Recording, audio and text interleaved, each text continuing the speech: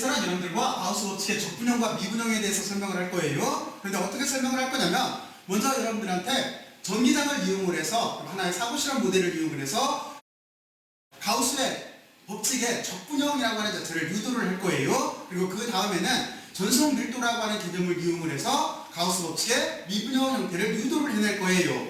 서로 반대로 해도 상관이 없어요. 근데 지금은 저는 먼저 여러분들한테 전기장 자체가 친숙하기 때문에 먼저 알고 있는 개념으로 설명을 하려고 하는 것 뿐이에요. 자, 그러면 여기서 여러분들은 제가 조금 전에 사고실험 모델이라고 했는데 어떤 사고실험 모델을 생각을 해야 되는 거냐면 지금과 같이 이렇게 생각을 해봐요. 여러분들이 어두운 방에 있어요. 아주 깜깜한 방에 있어요. 근데 그 깜깜한 방에 촛불이 하나 있다고 생각을 해요. 근데 그 촛불을 유리구로 감싸놨어요. 그러니까 유리구 안에 촛불이 있는 거예요. 그리고 여러분들이 밖에서 그 촛불을 관찰한다라고 생각을 해봐요. 그러면 가우스 법칙을 쉽게 유도를 해낼 수가 있어요. 플럭스부터 시작을 해서 유도를 해낼 수가 있어요. 자, 그러면 여러분들은 틀림없이 이럴 거예요. 지금 같은 구도를 이렇게 생각을 하면 돼요. 여기 지금 제가 전화를 그려놨는데 이 전화를 촛불이라고 생각을 해요. 초에다 불을 붙인 거 촛불이 이렇게 있고 그리고 이게 유리구예요. 실제는 유리구가 가우스면이에요. 그리고 여러분들이 밖에서 유리를 뚫고 나오는 촛불의 빛살을 관찰을 한다라고 생각을 해봐요. 그러면 여러분들은 틀림없이 이렇게 관찰을 할 거예요. 이쪽에 촛불이 하나 있을 때 세기를 알 수가 있을 테고 밝기를 알 수가 있을 테고 촛불이 두 개 있을 때, 세 개 있을 때 밝기를 알 수가 있을 거예요. 그리고 또 하나 촛불이 가운데만 있으라는 보장이 없으니까 이곳저곳 이동할 수도 있어요. 그랬을 때 유리구를 통과해서 나오는 촛불의 세기를 일괄적으로 관찰할 수가 있을 거예요. 자, 그러면 이 사고실험 모델을 이제 전화로 바꾸면 되는 거예요. 다시 말해서 무슨 얘기냐면 여러분들이 밖에 있는데 밖에서 전기장을 관찰을 하고 있어요. 그런데 이 안에 전화들이 들어있는 거예요. 전화가 분포를 하면서 들어있는 거예요. 더군다나 전화는 플러스 마이너스 전화가 있어요. 그러니까 플러스 마이너스 전화가 각자 거리를 가지고 어떤 전기장을 만들어낼 거예요. 상호작용을 하면서. 그런데 우리는 어떻게 관찰을 할 거냐면은 안쪽의 전화가 어떻게 분포를 하든지 간에 나는 유리구 밖에, 다시 말해서 가우스면 밖으로 통과하는 전기장만을 관찰을 하겠다라고 하는 소리예요. 여기까지 이해갔죠? 그러면 이거를 가장 간단하게 기호 처리를 하면 이렇게 되는 거예요. 여러분들은 이렇게 그림을 그려놓고 여기다가 등호 하나를 이렇게 그려봐요. 그러면 이 등호를 중심으로 여기다가 인이라고 써보고 등호를 중심으로 이쪽에다가 아웃이라고 써봐요. 그러면 인 이꼴 아웃이 됐잖아요. 이게 가우스 법칙이에요. 무슨 얘기냐면 등호가 여기는 가우스 서페이스 면이에요. 등호가 가우스 서페이스 면인 거고 그리고 안쪽에는 지금 뭐가 있어요? 안쪽에는 전화가 있는 거지 바깥에는 뭐가 있어요? 전기장이 있는 거지. 바로 이 개념인 거예요. 그러니까 안쪽에 있는 전화가 바깥 공간에 전기장의 손속을 만들어낸 거예요. 이게 가우스 법칙의 핵심 아이디어인 거예요. 여러분들은 이 사고실험 모델을 꼭 잘 이해를 하고 있어야 돼요. 자, 그러면 이제부터 증명을 해볼게요. 실험 모델을 꼭 한번 머릿속으로 잘 정립을 해놓고 있어야 돼요. 자, 그러면 우리가 선수옥이라고 하는 자체는 다음과 같이 이렇게 정의가 된다고 좀 전에 설명을 했어요. 그러면 기호 처리를 다시 한번 살펴볼까요? 먼저 S라고 하는 자체는 가우스면 이 전체 구의 표면 자체가 S예요. 그러면 DS라고 하는 자체는 뭐냐면 전체 표면을 잘게 잘랐대요. 작은 조각이 DS인 거예요. 벡터를 이렇게 붙여놓은 거는 이소 면적 벡터를 바꿨다는 소리예요. 그러면 여러분들은 이렇게 생각할 수가 있어요. 지금 만약에 면적을, 저기는 구의 표면이지만 이해하기 쉽게 그냥 이 종이로 할게요. 면적이 이렇게 있을 때 이 안에 이게 전체 면적이에요. 근데 미소 면적이라고 하는 자체는 아주 작게 잘랐다는 소리예요. 이게 미소 면적이에요. 그리고 미소 면적 벡터라고 하는 자체는 뭐냐면 이 면적의 수직으로 이렇게 벡터를 잡았다는 소리예요. 그러니까 실제는 이 면적 안에 벡터를 그리게 되면 이 안에는 무한개의 벡터가 들어가요. 그럴 수밖에 없잖아요. 이 안에 무한개의 벡터가 이렇게 들어가게 돼 있는데 유일한 벡터를 잡을 수가 있어요. 뭐냐면 이렇게 수직으로 잡으면 되는 거예요. 면적의 수직한 벡터는 딱 하나밖에 없어요. 이쪽 반대도 딱 하나밖에 없어요. 단지 이쪽을 여러분들 쪽에서 플러스 벡터라고 한다면, 면적 벡터라고 한다면 이쪽 반대는 마이너스 면적 벡터가 되는 거예요. 바로 그거예요. 이거는 하나밖에 없어요. 그래서 면적을 잘게 잘라서 면적 벡터를 바꾸고 그리고 전기장, 거기에 지나가는 전기장이라고 하는 자체는 균일한 전기장인 거예요. 균일한 전기장이 지나가는 거를 스칼라 프로덕트를 취했어요. 그리고 그 뒤에 전체를 더할 거예요. 근데 어떻게 더할 거냐면 여기 동그라미가 있어요. 뭐냐면 완벽하게 폐곡면으로 전체 폐곡면을 다 감싸서 빈 곳 없이 접근하겠다는 소리예요. 바로 이렇게 다 더한 게 이게 플럭스라고 하는 정의예요. 그리고 2를 붙인 거는 뭐냐면 지금 안쪽에서 나오는 게 전기장이기 때문에 전기장의 선속이다라고 해서 여기다 2를 이렇게 붙여놓은 거예요. 그러면 선속 입장은 이해가 갔죠? 그리고 방금 전에 앞에서 증명도 했었어요. 이렇게 나온다는 걸. 자, 그러면 다시 한번 선속을 이렇게 정의를 하고 그리고 거기에다 어떻게 할 거냐면 우리는 여기에다가 전기장이라고 하는 게 찾아서 넣으면 되는 거니까 전기장이라고 하는 자체는 다음과 같이 이렇게 정해져요. 이 식 자체는 어떻게 나온 거냐면 여러분들이 쿨롱의 법칙이라고 하는 걸 배울 때 전기장이라고 하는 정의는 어떻게 된 거냐면 쿨롱의 힘, 전기력이라고 하는 자체를 시험 전화로 나눠주면 됐었잖아요. 그게 전기장의 정의였었어요. 그렇잖아요. 그러니까 쿨롱의 법칙이라고 하는 자체는 전하량의 곱의 비례를 하고 거리의 제곱의 반비례하는 거 있었잖아요. 그리고 여기는 쿨롱 상수가 있는 거예요. 그거를 전하로 나눠주면 돼요. 시험 전하로 나눠주면 돼요. 그러면 Q1, Q2 중에 시험 전하가 있을 거예요. 그 시험 전하를 지워주게 되면은 전하는 이것처럼 원천 전하 하나만 이렇게 남게 돼 있어요. 그래서 이렇게 전기장을 쓸 수가 있어요. 그리고 K라고 하는 자체는 쿨롱 상수예요. 쿨롱 상수 값은 이만큼이 나올 테고 이거를 여기다가 이렇게 넣어준 거예요. 그리고 지금 전기장이라고 하는 건 벡터이기 때문에 이만큼 크기가 있는 거고 여기는 단위 벡터를 써준 거예요. 지금은 이쪽 방향을 지름 방향 여기를 R로 잡았기 때문에 R 방향이다 해서 여기다가 R의 단위 벡터예요 라고 써준 거예요. 크기와 방향이 있으니까 전기장은 벡터가 되는 거잖아요. 그래서 이렇게 전기장이라고 하는 여기를 여기다 값에다 넣어줬어요. 자, 그리고 그 다음 식은 어떻게 쓴 거냐면은 이거 이렇게 우리 전개를 한 거예요. 전기장이라고 하는 자체는 지금 이것처럼 크기와 방향으로 썼어요. 그리고 K라고 하는 자체는 좀 전에 설명했듯이 쿨롱 상수 값인 거예요. 그러면 여기를 크기와 방향으로 썼고 여기 전곱이라고 하는 게 있고 그리고 이쪽도 이게 미소 면적 벡터니까 미소 면적에다가 벡터를 붙여주면 되겠죠. 그래서 여기도 크기와 방향으로 쓴 거예요. 그리고 그 뒤에 여기에 하나를 생각해야 될 건 뭐냐면 이쪽에 단위 벡터가 있고 전곱이 있고 단위 벡터가 있어요. 그러면 여기는 바로 이거죠. A 답 B는 A의 크기에 B의 크기에 코사인 세타가 되는 거예요. 근데 지금 코사인 세타는 몇 도예요? 여기가 R방향, 여기도 R방향이니까 서로 방향이 같죠? 그러면 코사인 0도가 돼서 1이 되는 거예요. 다시 말해서 어떤 설명을 하려고 하는 거냐면 지금 단위 벡터, 전곱, 단위 벡터라고 하는 자체는 방향이 같기 때문에 1로 없어져요. 그러면 우리는 벡터에서 스칼라량으로 바꿀 수가 있는 거죠. 그래서 다음 식처럼 이렇게 스칼라량으로 바꾼 거예요. 그리고 이만큼 부분은 여기는 다 상수값이니까 적분기와 밖으로 이렇게 내보내고 나면은 뒤에 있는 이 텀만 우리가 고려를 해주면 돼요. 그럼 여기는 뭘 뜻해요? 아까 제가 이쪽에서 사고실험 모델을 제시를 할 때 저거는 유리 9라고 그랬잖아요. 그렇죠? 유리 9가 빼진 데나 이런 데 없이 완벽한 9로 감쌌다고 했잖아요. 그러니까 바로 여기는 9의 표면이 될 수밖에 없는 거예요. 그러면 9의 표면이라고 하는 자체는 여기는 4파이 R 제곱이 되는 거니까 여기다가 또 써준 거예요. 그리고 K라고 하는 상수값이 이만큼 값인 거니까 쿨롱 상수값을 여기다 써준 거예요. 자, 그러면 이제 가우스 법칙 꼴이 보이게 되어 있는데 여기서 4파이 없어지고 R² 없어지고 나면은 결국에는 뭐밖에 없냐면 유전율이라고 하는 거하고 여기 이제 전하밖에 안 남아요. 그래서 이 식을 이렇게 써준 거예요. 그러니까 전기장의 선속이라고 하는 자체가 지금 이것처럼 전하하고 유전율로 이렇게 나눠준 이 값으로 이렇게 표현이 돼요.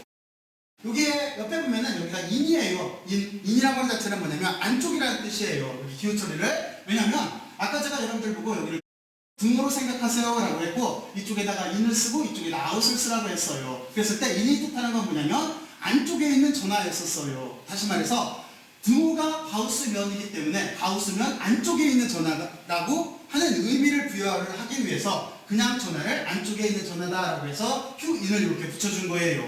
그러니까 결과적으로 보면 이거예요. 실제로 플러스라고 하는 자체는 안쪽에 있는 전하가 만들었다라는 뜻인 거예요. 단지 여기에 비례상수, 물질일 때는 여기 유전율이라고 하는 비례상수가 들어간다라고 하는 게 이게 가우스 법칙인 거예요.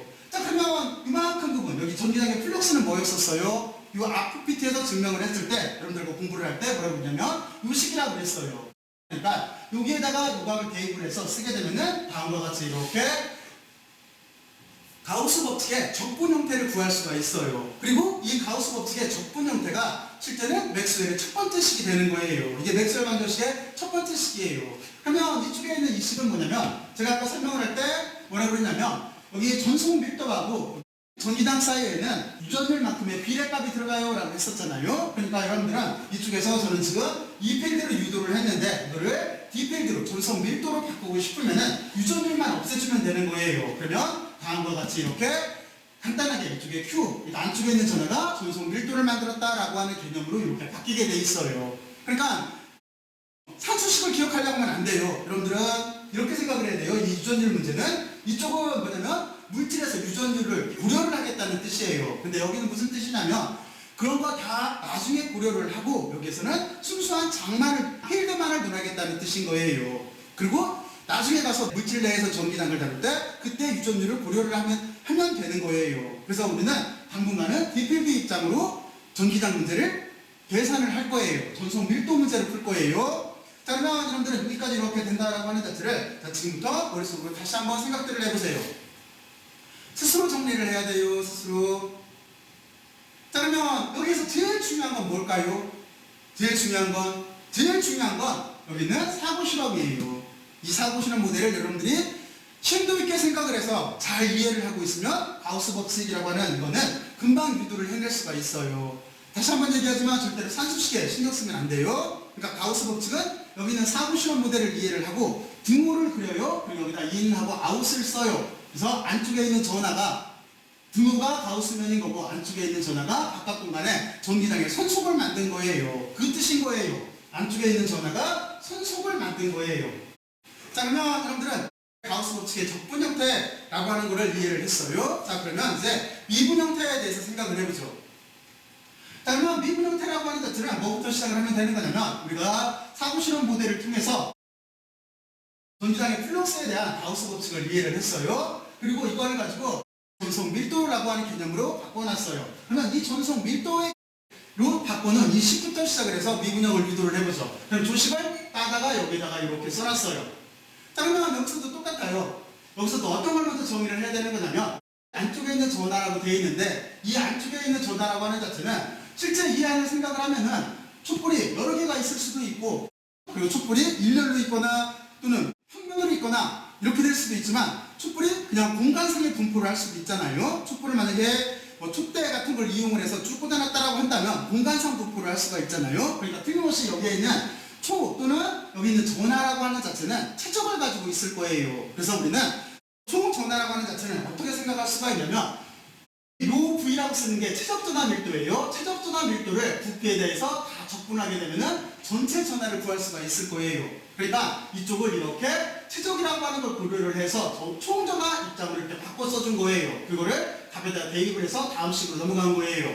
자, 그러면 여기까지 이해를 했죠? 그리고 그 뒤에 이 식은 어떻게 바꿀 거냐면 여기는 지금 여기에 발산 정리라고 돼 있어요.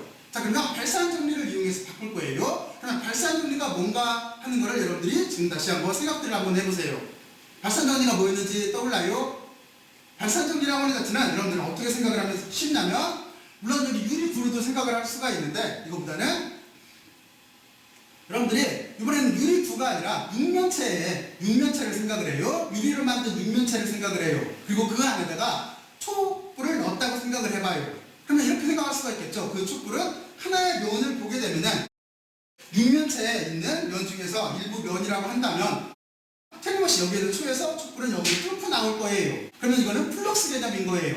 위쪽에 있는 여기도 촛불이 빛이 뚫고 나올 거예요. 여기도 플럭스 개념인 거예요. 앞면, 뒷면, 옆면, 밑면 모두 다 플럭스 개념으로 생각을 할 수가 있겠죠. 그래서 두부를 중심으로 저 왼쪽 덤은 플럭스 개념인 거예요. 근데 플럭스라고 하는 자체가 뭐하고 같다라고 하는 거냐면 이걸 이렇게 생각할 수도 있어요. 발산으로도 생각을 할 수가 있는데 그러니까 지금은 촛불에서 나오는 빛이겠죠. 그러니까 그 빛이 제가 전속 밀도일 테니까 전속 밀도라고 하는 장에서 디필드에서 나오는 빛 자체를 몽땅 다 발산을 시키는 거예요. 그럼 여러분들은 이렇게 생각을 해봐요. 초가 하나가 있고 그리고 유리구로 감쌌을 때 촛불 자체가 면 자체를 다 뚫고 나오는 거죠. 그랬을 때 보면은 발산되는 거죠. 다시 말해서 이 초가 소스가 되는 거죠. 바로 그 경우인 거예요. 그래서 반대쪽으로 어떻게 생각을 할 수가 있냐면 여러분들이 이쪽은 장 자체를 전체를 발산시키고 그거를 다 최적 적분한 것과 같다라는 뜻이에요. 그러니까 이쪽은 면적 적분이 되는 거고 면적 적분을 다 더한 거예요. 육면체의 면적을 다 더한 거. 이쪽은 발산되는 모든 거를 최적 적분으로 다 더한 거예요. 이렇게 두 개가 같다라는 뜻인 거예요. 그러면 여러분들 발산 정리에 대해서 꼭 숙제를 하고 있어야 돼요. 의미에 대해서 꼭 생각을 해봐요. 여기도 기하학적인 모델을 찾아요. 기하학적 모델을 찾게 되면은 이해하기가 쉬워요. 자, 그러면 이렇게 해놓고 나서 우리를 발산 정리에 의해서 우리는 D필드라고 하는 자체를 이것처럼 다이버전스를 이렇게 쓸 수가 있어요. 그러면 여기서 시에서 보면 이렇게 되겠죠. 원래 이 식 자체가 위에 있는 왼쪽에 있는 항, 이 항이었으니까 이 두 개가 서로 같아야 돼요. 이 두 개가 서로 같아야 돼요. 그거를 다음 줄에다가 이렇게 쓴 거예요. 그래서 보면은 구도 자체가 똑같아요. 여기 미소 최종 요소가 있고, 미소 최종 요소가 있고, 적분이 있고, 적분이 있고, 부피에 대한 적분, 부피에 대한 적분이 있으니까 이 두 식이 같으려면 안쪽에 있는 두 값 자체가 같아야 되는 거잖아요. 그러니까 안쪽에 있는 이만큼 D필드의 발산하고 이쪽에 최적 전압밀도가 같다라고 하는 식으로 이렇게 바꿀 수가 있어요. 자, 그러면 여기 사고 실험 결과의 의미가 뭘까요? 이 의미 자체는 이런 거죠. 안쪽에 있는 최적 전하가 여기는 장을 발산시킨 거죠. 그러니까 여러분들이 아까 생각을 했던 촛불 자체가 밖으로 빗살을 뻗어낸 거하고 똑같은 구조인 거예요. 바로 그 구조인 거예요. 자, 그래서 여러분들은 그런 식으로 상상을 하면 이해하기가 쉬워요. 자, 그래서 이것처럼 이렇게 우리가 D필드 입장에서 우리가 지금 미분 형태를 썼어요. 여기를 미분 형태를 이렇게 쓰고 나서 이제 어떻게 하면 되겠어요? 물론 이게 가우스 법칙의 미분 형태예요. 맥스웰 법칙 중에서 미분 형태 첫 번째 식인 거예요. 그리고 우리는 여기서 똑같이 이 필드를 바꾸고 싶으면은 D필드와 이 필드 사이의 관계에서 여기에다가 2를 바꾸면 이쪽을 입실론만 가지고 여기를 이렇게 나눠주면 되겠죠. 그러면 같은 꼴이 나와요.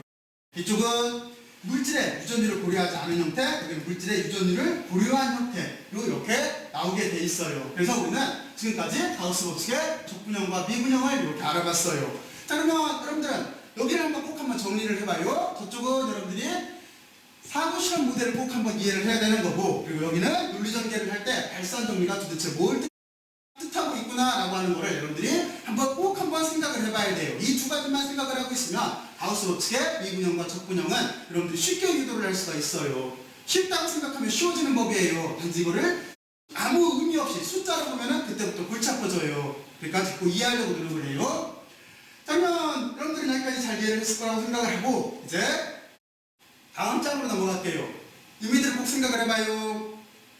자, 그러면 여러분들과 이제 어떤 걸 할 거냐면은 한 가지를 더 생각을 해봐야 돼요. 왜냐면 그러면 가우스 법칙이라고 하는 자체 정체가 도대체 뭔가 하는 생각을 해봐야 돼요. 그래서 여기가 제목 자체가 가우스 법칙과 플롱 법칙의 비교라고 써있는데 결과부터 얘기를 하면은 실제는 가우스 법칙이나 플롱의 법칙이나 같은 식인 거예요. 서로 같은 현상에 대한 다른 표현인 것 뿐이에요. 그러면 이거를 증명해보면 쉽겠죠? 정말로 그런가 하는 거를. 그러면 우리가 가장 단순하게 양쪽을 다 점전화 입장으로 생각을 해서 이쪽도 점전화 그리고 이쪽도 점전화로 생각을 해서 한쪽은 가우스 법칙을 적용을 시키고 그리고 또 한쪽은 플롱의 법칙을 적용을 시켜서 그 해 자체를 비교해보면 서로 같은지 틀린지 또는 어떤 차이점이 있는지를 알 수가 있을 거예요. 자, 그러면 이제 여러분들이 먼저 배웠던 게 플롱의 법칙이었기 때문에 플롱의 법칙을 이용해서 점전화일 때 전기장이라고 하는 자체를 계산을 한번 해볼게요. 그럼 이렇게 되겠죠? 정의 자체가 전기장이라고 하는 자체는 플럼포스라고 하는 자체를 시험 전화로 이렇게 나눠준 게 이게 전기장의 정의였었어요. 자, 그러면 이 식을 가지고 우리는 이렇게 쓸 수가 있겠죠? 이제 이쪽 사고 실험 모델을 이해를 해야 되는데 여기는 실험 모델을 이렇게 들었어요. 안쪽에 원천 전화라고 하는 자체를 소스 차지를 플러스 Q로 넣고 그리고 이 전화가 만드는 전기장을 계산을 하기 위해서 여기 알아보기 위해서 여기다가 테스트 차지를 넣은 거예요.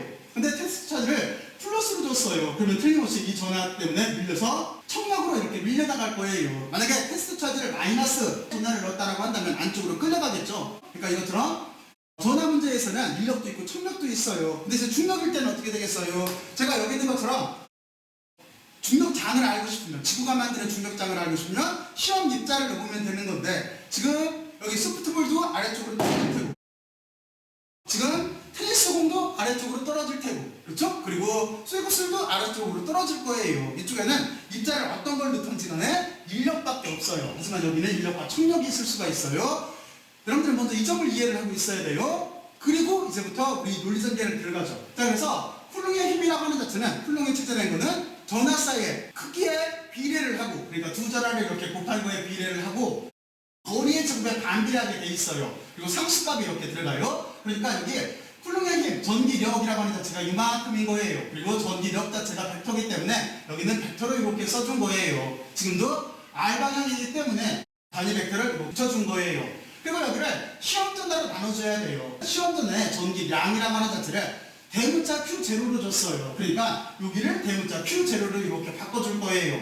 자, 그러면 시험전화가 없어지네. 그럼 남는 건 이만큼만 남게 돼 있어요. 의미 자체는 이거겠지. 원천전화가 만드는 전기당이라는 뜻인 거예요. 원천전화 Q가 만드는 전기당 자체를 쿨롱의 법칙을 이용을 해서 우리는 쉽게 유도를 할 수가 있어요. 자, 그러면 여러분들은 저쪽은 쉽게 유도를 했을 거고, 그리고 이제 가우스 법칙을 써서 유도를 해보죠. 가우스 법칙을 썼을 때는 여러분들은 제일 중요한 거는 가우스 면을 잡는 거예요. 유리구를 씌우는 거예요. 그러면 우리가 관찰하려고 하는 여기 포인트 차지, 여기 포인트 차지에 이렇게 유리구를 씌웠어요.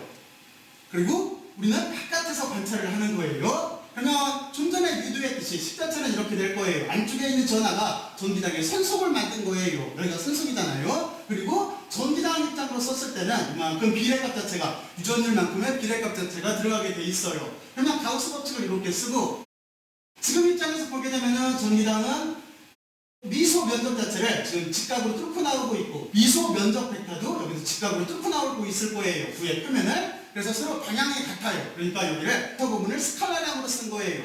그리고 여러분들은 여기서 이제 한 가지가 보이죠? 어떤 게 보이냐면은 전기당은 지금 스칼라량이기 때문에 앞으로 빠져나가게 되면은 나머지 남는 거는 적분에 여기 회전적분이라고 하는 여기에 ds만 남게 돼 있어요. 그럼 그 부분은 뭘 뜻해요? 여기는 총 면적인 거죠. 근데 지금도 여기가 2기 때문에 총 면적이라고 하는 자체는 표면적이라고 하는 자체는 4파이 r제곱이 될 거예요. 그러면 여기서 우리가 구하려고 하는 거는 전기당이니까 이거로 이쪽을 나눠주게 되면은 지금 이것처럼 4파의 유전율 그리고 r제곱이 있을 테고, 이거를 Q라고 하는 값 자체를 이 안에 있는 전체 전기량이라고 하는 자체를 나눠주면 될 거예요. 그리고 전기당 자체가 벡터이기 때문에 벡터를 붙여놨어요. 그리고 나서 두 값 자체를 비교를 해보게 되면은 우리가 쿨롱의 법칙을 써서 계산한 이쪽의 전기당 값이나 여기 가우스 법칙을 써서 계산한 전기당 값이나 같다라고 하는 걸 알 수가 있어요. 그래서 여기에 써 있는 것처럼 실제는 쿨롱의 법칙이나 가우스 법칙이나 같아요. 단지 같은 현상을 놓고 나서 서로 다르게 표현한 것 뿐인 거예요. 자, 그러면 여기까지 여러분들이 한번 이해를 해봐요. 과학은 자꾸 본질적인 거를 찾아나가야 돼요. 다시 말해서 의미부여를 계속 해나가야 돼요. 이게 물리학이고 이게 과학인 거예요. 그리고 항상 실제 모델을 찾아야 돼요. 실험 모델을 찾아야 돼요. 이제 여러분들이 정리를 하고 했으면 다음 장으로 넘어갈게요. 자, 그러면 이번 장에서는 이제 제가 아까 서두에서 설명했듯이 전하라고 하는 자체는 딱 하나만 있던 전하가 점점이 분포를 할 수도 있고, 그리고 또 하나 전하가 선으로 분포를 할 수도 있고, 또 전하가 면으로 분포를 할 수도 있고, 전하가 최적으로 분포를 할 수도 있어요. 이게 실제 자연계인 거예요. 그래서 여기는 우리가 아직까지 배웠던 가우스 법칙이라고 하는 자체를 확대를 시킬 거예요. 바로 그 얘기인 거예요. 자, 그러면 위에 써있는 여기는 뭐냐면 이거는 우리가 좀 전에 유도를 해냈던 가우스 법칙이에요. 그리고 우리의 주제는 제가 방금 드려 설명했듯이 연속적인 전하 밀도에 대해서 가우스 법칙을 확대를 시켜서 써볼 거예요. 이건 여러분들이 전기당 쪽에서 먼저 해봤기 때문에 실제는 쉬워요. 자, 그러면 먼저 첫 번째 어떤 설명을 할 거냐면은, 만약에 이쪽은 플럭스 값인 거니까 플럭스 값자가 0이 나왔어. 그러면 이거 무슨 뜻일까요? 여러분들 이렇게 생각하면 되겠죠? 이쪽에 아무것도 안 나왔어. 그러면 유리구 안에 아무것도 없다라는 뜻인 거예요. 내가 밖에서 관찰을 하는데 빛 자체가 나오고 있지 않다는 소리예요. 그러면 어떻게 되겠어요? 안쪽에 촛불이 없다는 뜻인 거죠? 그러니까 여기는 내부에 전하가 없다라는 뜻인 거예요. 그리고 어떤 값을 이렇게 갖게 되면은 그 안에 Q라고 하는 내부 전하가 있다라고 하는 뜻인 거예요. 자, 그러면 여러분들 여기까지 이렇게 잘 이해를 했을 거라고 생각을 하고, 그리고 이제 개념 자체를 확대를 해나가죠. 점전화가 있을 때는 방금 이 앞에 PPT에서 저하고 여러분들하고 같이 쿨롱 법칙과 가우스 법칙을 비교를 할 때 설명을 했기 때문에 이제 점전화 군부터 시작을 할게요. 여기서 군이라고 하는 자체는 물이에요. 다시 말해서 여러분들이 전기당을 계산을 할 때 확대를 시킬 때 전하가 n개가 있어요 했던 그 뜻인 거예요. 그러니까 전하가 엄청나게 많아요. n개가 있어. 그럼 어떻게 하면 되겠어요? 우리는 이 가우스 법칙 자체를 다 더해주면 되겠죠? 다시 말해서 중첩의 원리가 투명이 되기 때문에 모든 거를 다 더해주면 될 거예요. 그래서 이렇게 점전하 군이 있을 대로 개념 자체를 확대시킬 수가 있어요. 그래서 여러분들은 어느 쪽으로 해도 상관이 없어요. 이쪽은 E필드 입장으로 쓴 거고, 이쪽은 유전율을 없애고 나서, 그러니까 물질이 가지고 있는 특성을 없애고 나서 여기는 전속 밀도로 쓴 것 뿐이에요. 자, 그러면 하여튼 어느 쪽으로 써도 상관없어요. 같은 형태예요. 그리고 이제 손으로 쓰게 되면은 여기 어떤 것만 관련이 되겠어요? 지금 안쪽에 있는 전하가 선이라고 하는 자체는 선전한 밀도를 갖겠죠. 왜냐면 물체 자체가 전하가 선으로 쭉 배열된다고 했으니까 여기는 선전한 밀도와 관계가 되어 있을 거예요. 그러면 이쪽 안쪽에 있는 전하를 이렇게 선전한 밀도의 최접적 분형태로 바꿔주면 되는 거예요. 그리고 면이라고 한다면 면전한 밀도의 최접적 분형태로 바꿔주면 되는 거예요. 그리고 이쪽 최접이라고 한다면 최접전한 밀도의 부피 적분으로 바꿔주면 되는 거예요. 근데 실제로는 이렇게 되겠죠. 이쪽은 선이니까 적분이 하나예요. 하지만 여기는 면이니까 우리가 부좌표야 원통좌표에 따라서 여기는 두 번 적분을 해줘야 되겠죠. 만약에 시각좌표계를 예를 들면 x에 대해서 y에 대해서 이렇게 두 번 적분을 해줘야 되는 거잖아요. 이쪽이 만약에 최적이라고 한다면 여기는 x에 대해서 y에 대해서 그리고 z에 대해서 세 번 적분을 해줘야 되는 거잖아요. 그리고 9일 때는 어떻게 적분을 해줘야 돼요? 여기는 8 길이에 대해서 r에 대해서 위에서 밑으로 내려가는 세타에 대해서 회전하는 파이에 대해서 여기가 적분이 세 번 나와야 되는 거예요. 바로 그런 식으로 이쪽에 있는 안쪽에 있는 전하의 전체 양 자체를 계산할 수가 있어야 돼요. 그리고 뒷필드는 똑같은 개념이에요. 단지 유전율만 있고 이쪽은 없는 거의 차이점인 거예요. 자, 그러면 여기까지 여러분들이 한번 정리들을 해봐요. 자, 그러면 여러분들이 정리를 잘 했을 거라고 생각을 하고 이제 이 다음 PPT에서는 이제 실질적인 문제에 한번 적용들을 시켜보죠. 그럼 여러분들이 이게 도대체 뭔가 무슨 소린가 하는 거를 쉽게 잘 이해할 수가 있을 거예요. 자, 그러면 다음 장으로 넘어갈게요.